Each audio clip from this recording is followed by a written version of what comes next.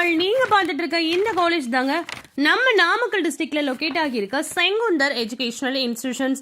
இந்த காலேஜ் கரெக்டா எங்க லொகேட் ஆகிருக்குன்னு பாத்தீங்கன்னா கூசவம்பாளையம் நியர் திருச்செங்கோடு நாமக்கல் டிஸ்ட்ரிக்ட்ல தாங்க லொகேட் ஆகிருக்கு. இந்த காலேஜ் எப்போ ஸ்டார்ட் பண்ணிருக்காங்கன்னு பாத்தீங்கன்னா 2001ல தான் ஸ்டார்ட் பண்ணிருக்காங்க.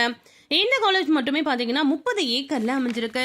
ஸோ இந்த காலேஜ்ல என்னென்ன கோர்சஸ்லாம் ஆஃபர் பண்றாங்கன்னு பாத்தீங்கன்னா engineering, arts and science and medical courses எல்லாமே வந்து ஆஃபர் பண்ணிட்டு இருக்காங்க.